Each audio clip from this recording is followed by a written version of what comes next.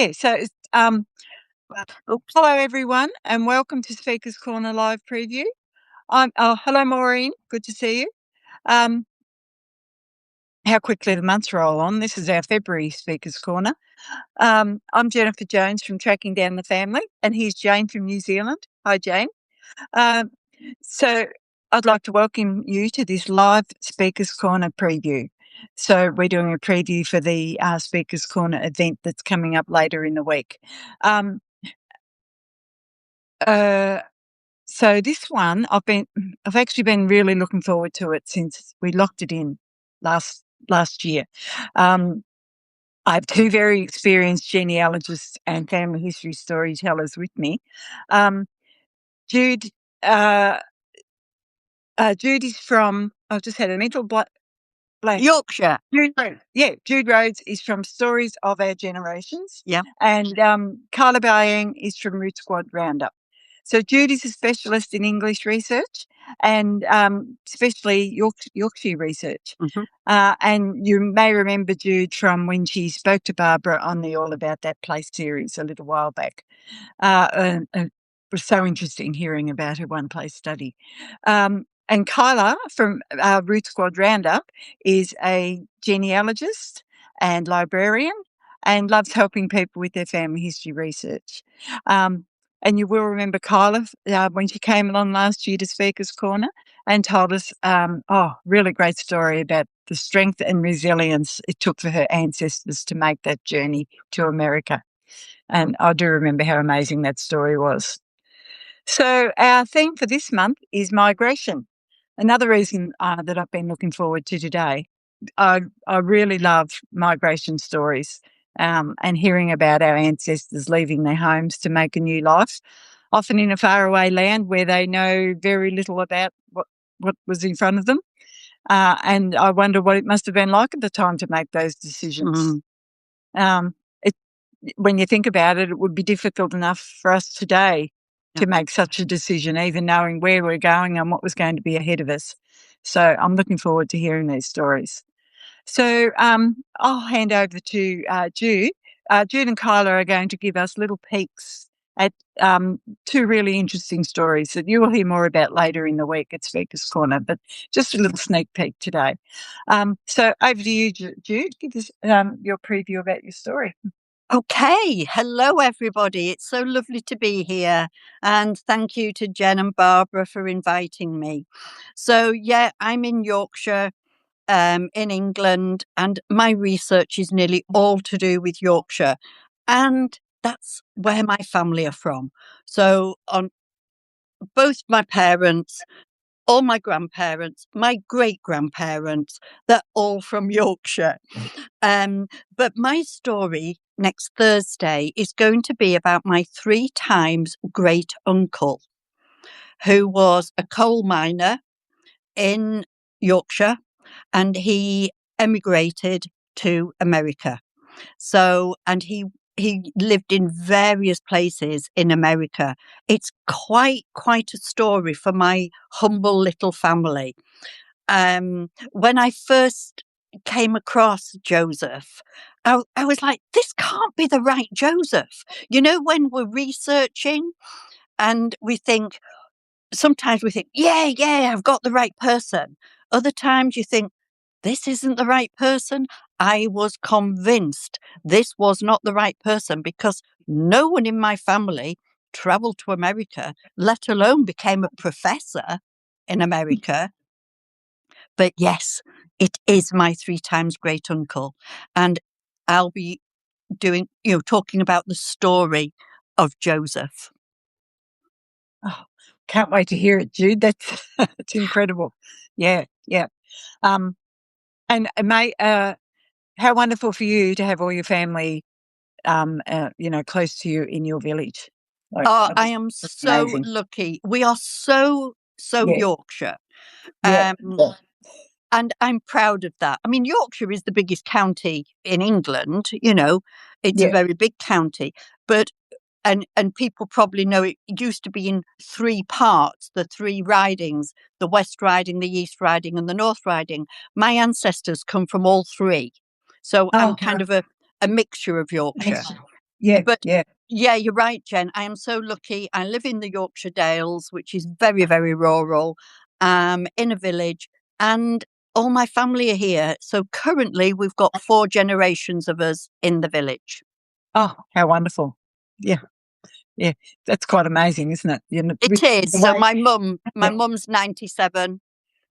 Oh, right. Yep. Yeah, She yeah, she's still in the village. Then there's me. Then there's my children and my grandchildren. yeah, So yeah, I, I think it reinforces these stories and just what you were saying, Jen, about what must it have been like to have left then, without the communication we've got today. And at the time, even though it's a town now where my ancestor left from, it was a village at the time. yeah, And yeah, so to yeah. leave all your family in a little village, wow, they Exactly. were brave people. They were very brave, and knowing that they most likely were never to see them again, you No, know? It no, there is a little twist in the tale next Thursday with that, but okay, we like a little twist. So over to you, Kyla. Okay. Well, let's see. Um, yeah, how to tell the story without revealing much of the story, right? No, I'm just teasing. It's not easy, Because I'm is so it? excited to tell you. So like if I start revealing too much, you stop me, okay, Yeah. Jennifer? Okay, stop, stop, stop. No, just kidding. Um, so what I thought I would do today is just tell a little bit of the backstory, maybe, of how I actually found this family, because this story is actually really what got me started in genealogy a very, very long time ago. I was about 10 or 11 years old, and this branch of my family has a regular family reunion every August in the same town, and I've been going since I was, on a potty seat. Like, they have pictures. So Yep. anyway, um, there were a lot of and I just always seemed to sit there and listen to the stories from the my older relatives. And one of my, I don't even know, I think she was my great aunt, told this story, and what she said was that kind of the okay. So what she said was our ancestor's name was Moses. Okay, Moses, and his father's name was Hercules. Oh Hercules. gosh. All right. Yeah. So I'm like, I'm captivated, right? I'm like, what Yeah. the heck? Okay. So, and this is what she said. According to family story, Moses had 13 boys, all boys, and they all fought in the Civil War except for the last one, which was our ancestor Daniel. He was the youngest, and he was too young. Oh, Okay. right. So that was the story. That's Yeah. that's the That's what got preview you of in. what I got, right? And I'm Yeah. like, Yeah. "Wait, what?" Okay. So I start researching and all of the things, as I, um, started looking. What I have found for that particular family, they're in Georgia just prior to the Civil War. One of the things that he did during the Civil War, Moses, moved his family from Georgia to Alabama, which I think was to avoid the war. I really do. And so my Daniel, that's the guy I'm going to be talking about on Thursday. My Daniel, during the Civil War, was between 5 and 10 years old. So he was uprooted from Georgia to Alabama. Civil War happens, and then almost all of the family moves back. Everybody. Okay, hold on. 1, 2, 3, 4, 5, 6. Okay, anyway. Oh yes, I forgot to tell you this part. So with Moses's family, what I eventually found out was that there were 2 girls at the top. There were 10 boys in a row. Ours was the youngest boy, and then there was 1 more girl at the bottom. So there were Oh, 13 children. That part was accurate. There were a big lot of boys in the yeah. middle, and ours was the youngest. So far, I have only found 1 of them that fought in the Civil War, because he picked them up and moved them all. Uh, so Yeah. anyway, so that's kind of where my Daniel's background, like his childhood was, right?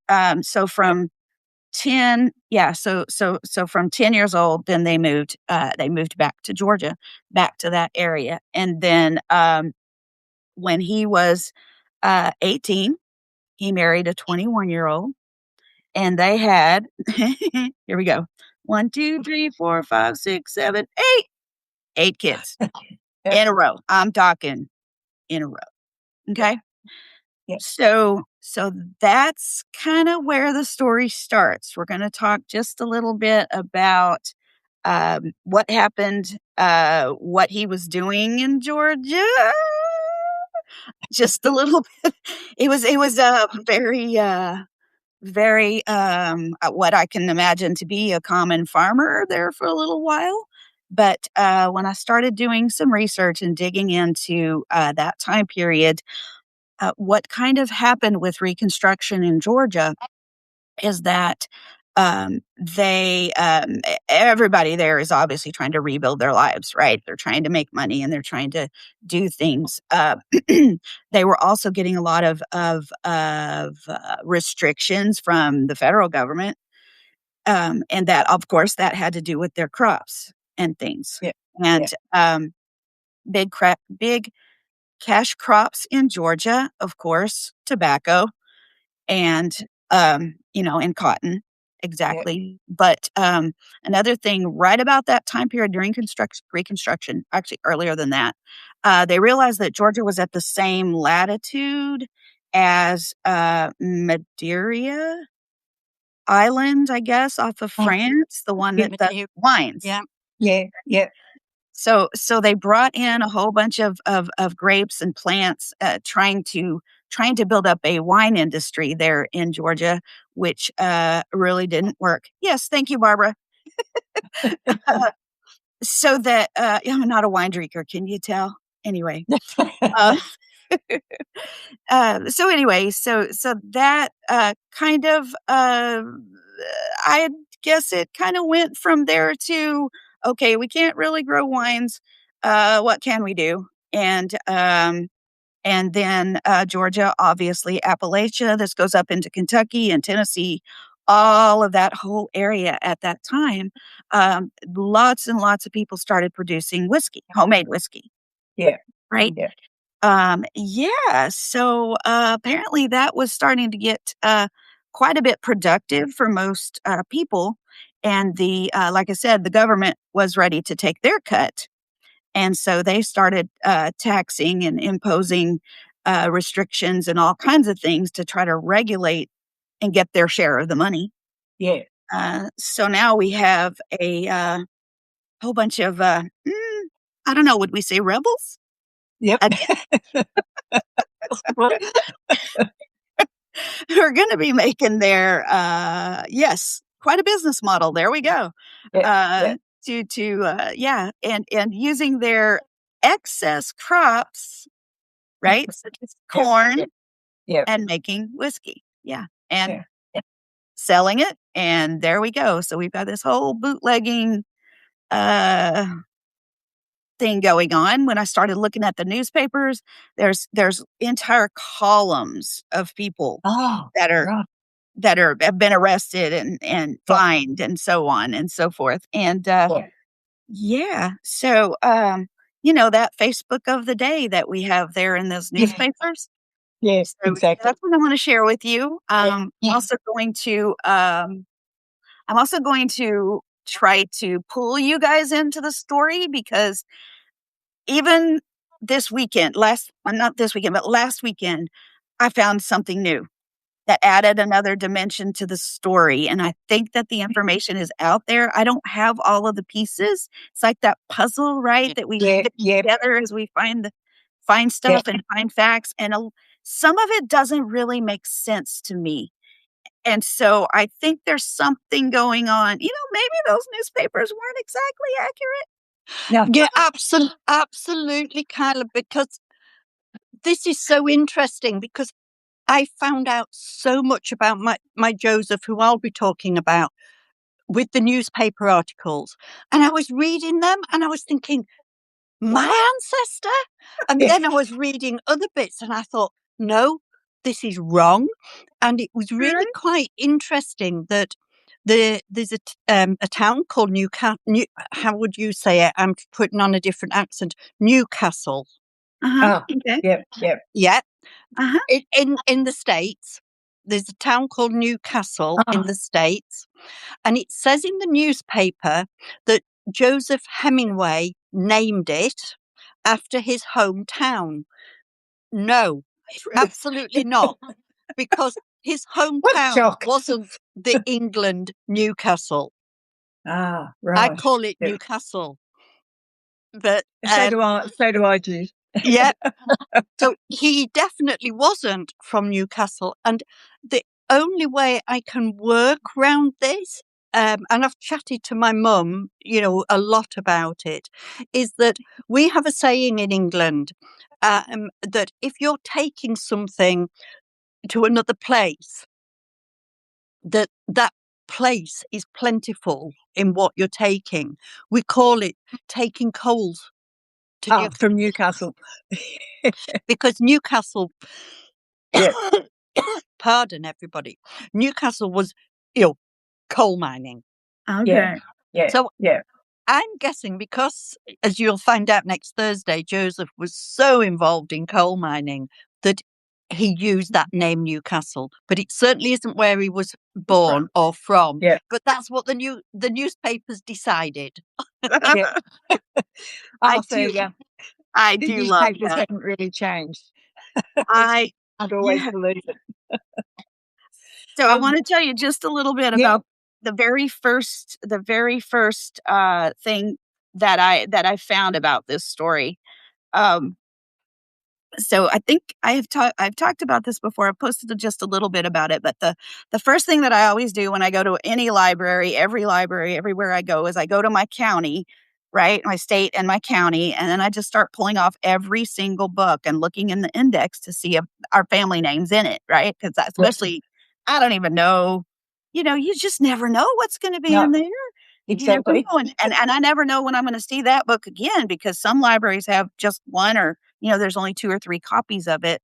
So this was, 1991, and I was in a dark basement. You guys remember the old days of genealogy when the basement's dark and in the library and there's not a single soul and it's dusty. Every book is dusty when you pull it off.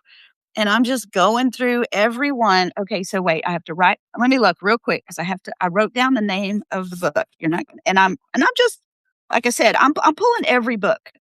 So it is the Cobb County, um, Georgia requests for clemency. Oh, right. I'm like, wait, what? What? And so I turned to the page, and sure enough, there it is. And there's Dan Ogle and Ben R. Ogle, who is his brother. And I'm like, that's it. There's just an entry that they were pardoned by the governor of Georgia. Oh. What? So that was your first little bit that you found? That was it. That was, Oh. yeah, 1991. That was the very first clue.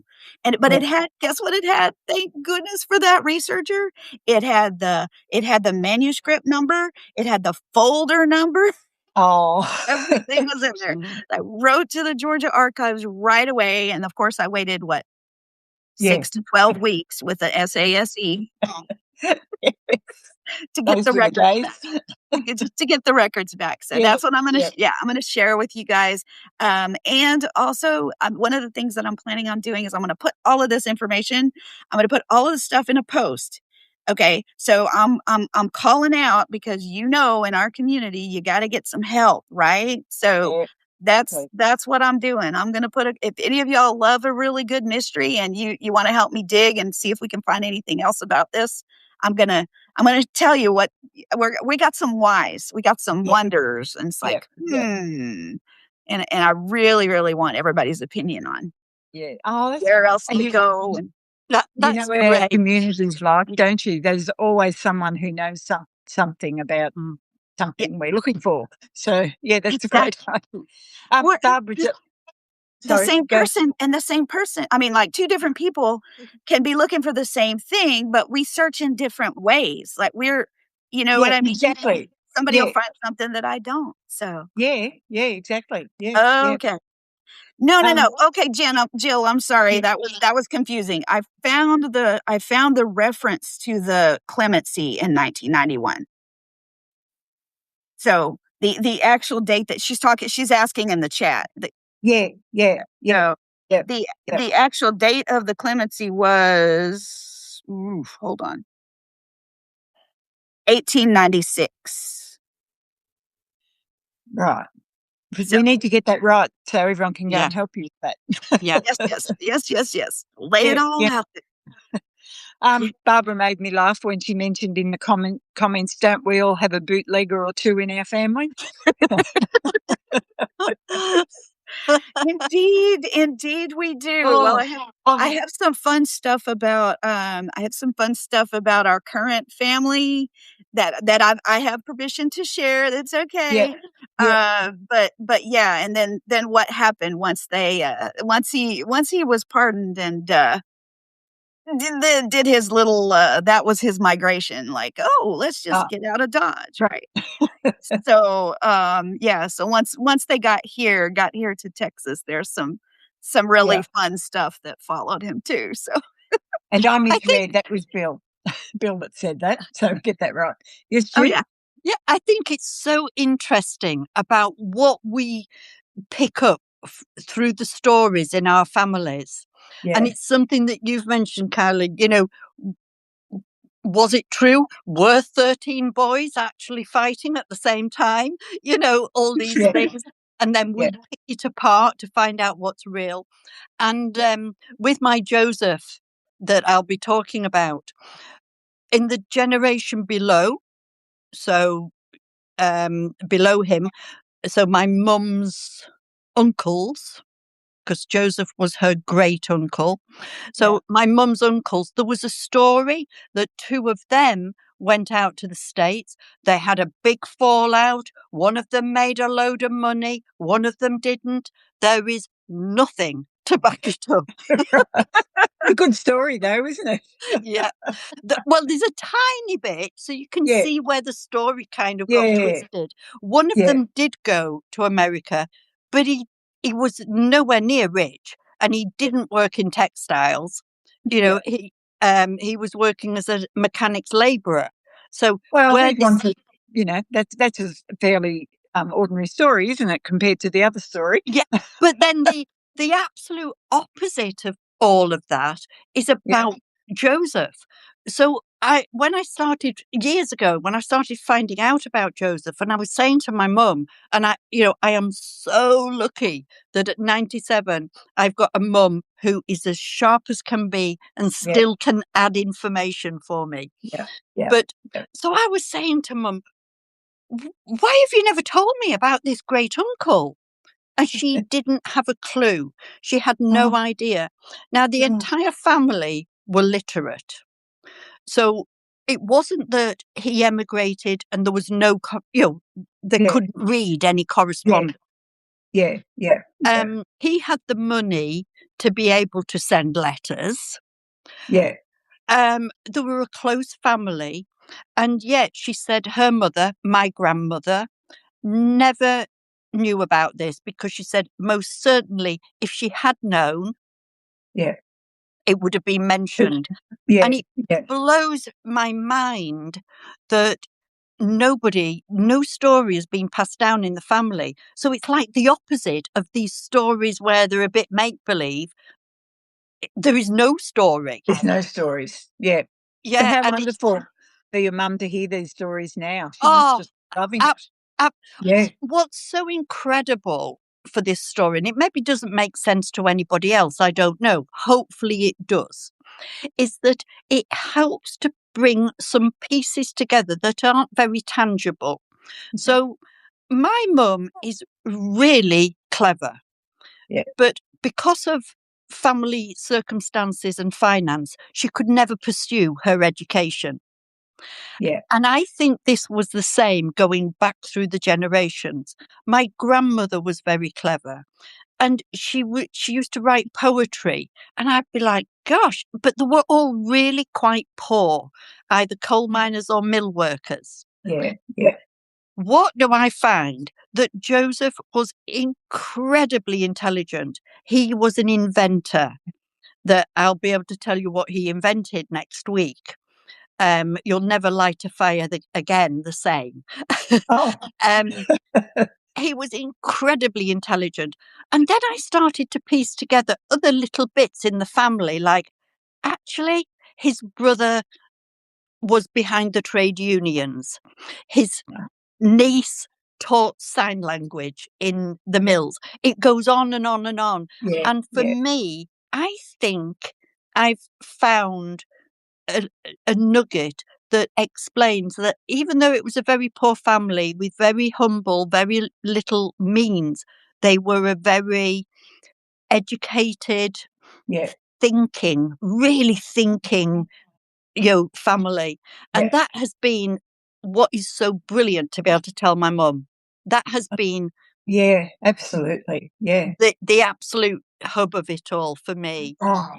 I love Yeah. that, like tying the generations together and all the Yeah. way front Yeah. back. That's Yeah. beautiful. I love that. That's beautiful. Oh, Yeah. Yeah. Yeah. I've still got my mum. She's 92.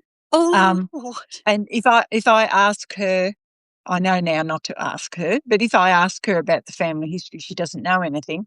But you just wait, and just every now and then, if you mention someone's name, a big story will come out. But if you say, "What do you know about so and so?" "Oh no, nothing. We don't know anything about any stories in our family." It's yeah. really fun. You just got to go about it the I've right way. had to pull it out of my mum over the Yeah. years. Yes. When I first started this, like 40 odd years ago, Yeah. nothing was forthcoming. And my auntie used to tell me stuff, so mum's sister.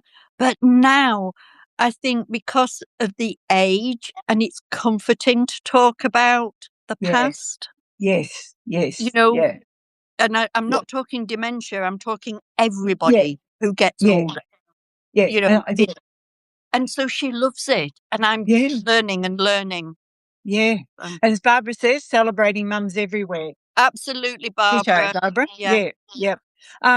And on that subject a little bit, Kyla, what jumped out at me was, could you imagine having 10 boys?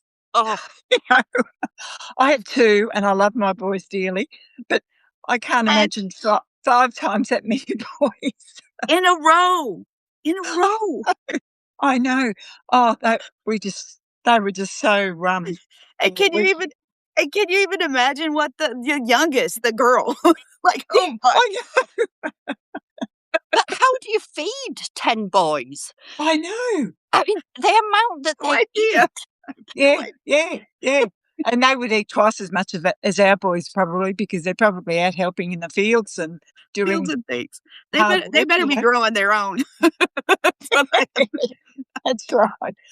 Oh, that was just so wonderful to hear your previews, and both of you. And I'm sure everyone has loved them.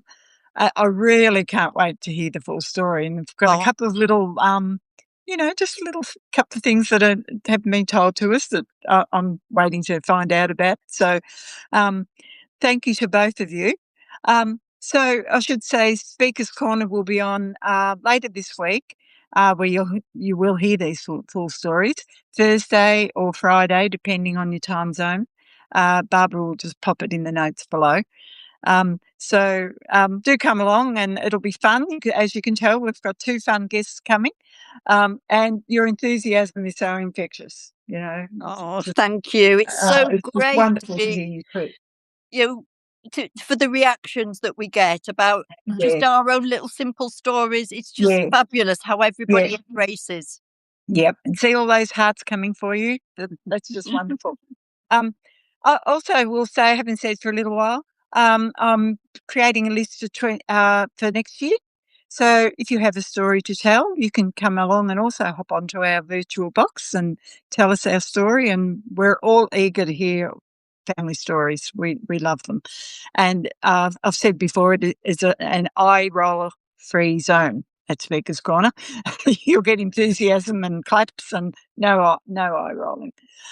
So thank you everybody for coming on today. And yes, Barbara just reminded me, you must register for the Zoom link. It's a free event, but you need to register to get that link. So don't forget that. And the link to that will be in the bottom, in the notes. So thank you to both of you for coming along and giving us a sneak peek at your wonderful stories. And thank you everyone for coming along. And hopefully we'll see you at Speaker's Corner later in the week. Thank you. That's good. Bye-bye, everyone. Bye-bye. See you later. Bye.